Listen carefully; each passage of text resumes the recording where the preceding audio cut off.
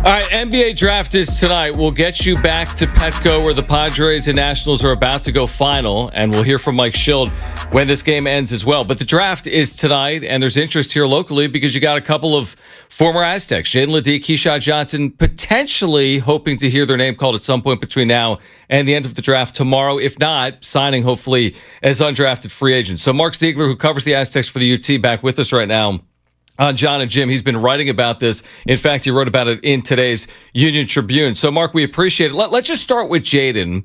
How do you see it? As they always say, it just takes one team.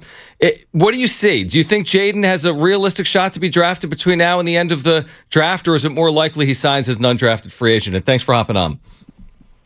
You know, it's hard to say. I mean, I on the surface, you know, a month ago I would have said no chance at all. But he kept getting invites to workouts, and it went from 3 to 6 to 8, and then he finished, I think it's at 11. And so that shows you that there's a lot of interest. He's been performing pretty consistently at every one. And there might be a team out there that's looking for something, you know, something that sort of fits his unique skill set that he offers, and may pull the trigger late in the draft. But you know, you have to look at it as it's got to be a team that likes him, and it matches up with a part of the draft, the portion of the second round, where it would be, you know, a little bit of a flyer to take him. You know, if a team is drafting 35th, I don't think they're going to expend that draft pick on Jaedon, thinking they could probably sign him as undrafted free agent. If you're drafting 57, 58, or 56, somewhere in the mid upper 50s, yeah, maybe you take a shot at them because you don't want someone else to try to sign them. But I you know, if I have to give a yes or no, I'd probably say he won't be drafted, but he'll sign very quickly with a team. So if that were the case, what about Keshad Johnson? If both of them get drafted, who do you think goes first, Keshad or Jaedon? I think Keshad will. Keshad really has been moving up onto some draft boards. I don't want to say moving up on people's mock drafts, but he's moved into most of them. Most people have him in the 52. There's been a lot of speculation that Golden State likes him, and they draft 52nd. I've seen some that have him as high as 39 or 43. My guess is he'll probably be in the 50s, the low 50s, high 40s. So when you think about Keshad, and, you know, again, there's a difference, obviously, between college basketball and the NBA. Brian Dutcher talks about it. But he had such a dominant I'm talking about Jaedon, excuse me. I might have said Keshad. I mean, Jaedon was so dominant this past year, power forward of the year, one of the best players and one of the best teams in the country at San Diego State. Is the reason he may not get drafted solely because of his age, or how much of a contributing factor is his age? Let's say he was 2 years younger. Would he be drafted? Well, there's some people in his camp that think that if he was, you know, 3 or 4 years younger, he might be a lottery pick in this draft. You have to remember this is a pretty weak draft in the sense that there's not a lot on the top end, and then there's a whole lot of players from, let's say, 10 through 90 that are pretty close and even. And that's where it gets really tricky in trying to project it. So with that said, I think it's going to be a crazy draft tonight and tomorrow night. I just think a lot's going to happen, and there are going to be trades, and there's going to be some selections of guys you didn't expect. So there's always that possibility. But I think that, you know, the issue is partly his age.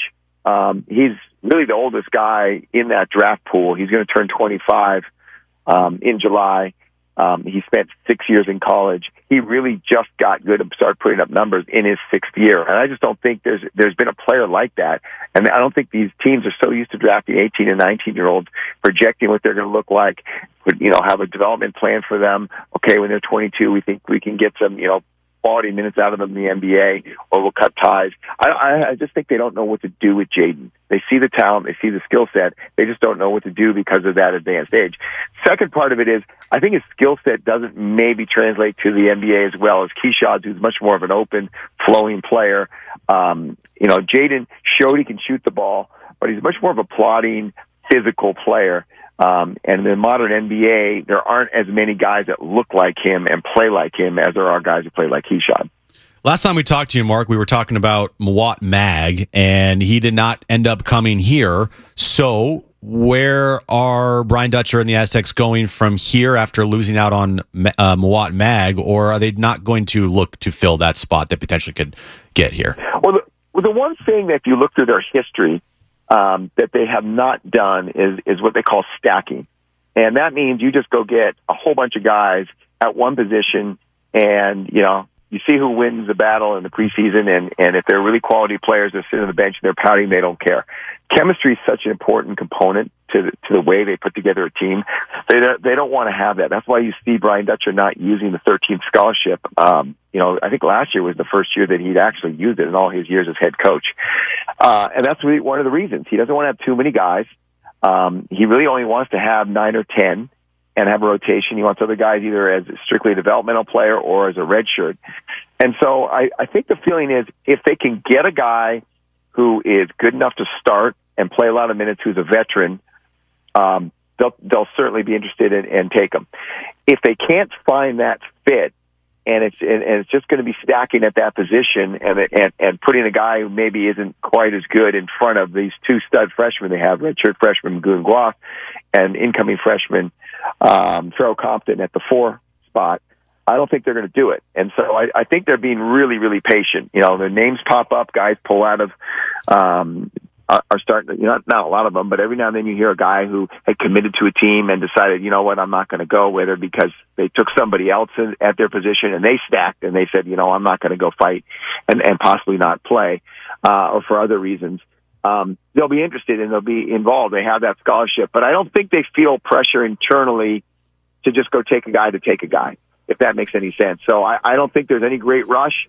The right guy comes along, they'll grab him. If not, they're going to be fine with what they have. Mark Zeigler from the UT with us right now on John and Jim. So since it is draft night, I'm curious to get your thoughts on current Aztecs heading into 24-25 that may have draft prospects, so to speak. Like, when I think about the last handful of years, we kind of knew Jalen McDaniels was on the NBA radar. We kind of knew Keshad Johnson could develop into an NBA player, maybe even with Jaedon heading into this past year as well. Are there multiple players, or is there a player currently at San Diego State that is going to be on draft radars into the future as well, in your opinion? I think there are several players that are going to be on the radars, maybe not next season, but the season after. Obviously, Magoo Nguyen, if you have a guy who's 7 feet, can shoot, run the floor, block shots, handle the ball, pass, good feel for the game, they're always going to look at a guy like that. Even if they don't even have the numbers that match it quite yet, they're looking at potential. They're looking down the road, and just there aren't very many human beings who have those kind of skills and coordination. Mm-hmm. So he's certainly going to be one. We'll see what happens with Farrell Compton, how he develops. I mean, he's a guy like JT Toppin, similar skill set coming out of high school. Now, does that translate as quickly as it did with JT Toppin in New Mexico? And he probably would have been drafted had he not decided to go back into college and take it, big NIL. And so I think there's going to be a guy like that.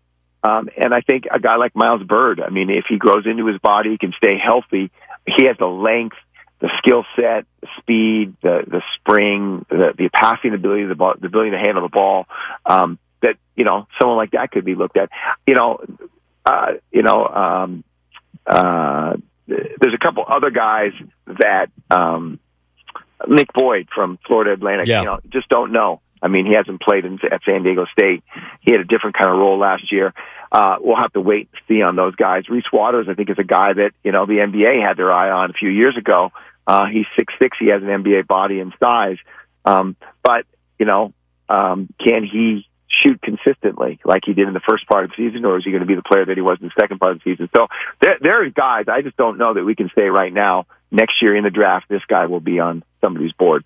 And then finally, Mark, any feel for the non-conference schedule? We know about this NIL tournament. We know Gonzaga is supposed to come back here for a home and home. There's a Cal neutral site game like they played a year ago, but this time in Northern California. Is that the bulk of the non-conference, or is there anything else that you would expect between now and whenever they announce it in a couple of months? Well, remember the Mountain West schedule is expanding next year, so it's going to be 20 games. That limits them to 10 or 11 non-conference games. You just named off 5 games. That would give them 5 or possibly 6. One of those is going to be a non-D1 that they always play just to kind of slot in for more timing than anything else, to get, more people down the bench a chance to play. So that gets them to 6, and now you're looking at 4 or 5 games. I really don't think they'll take another big marquee game, given that they're going to be pretty young.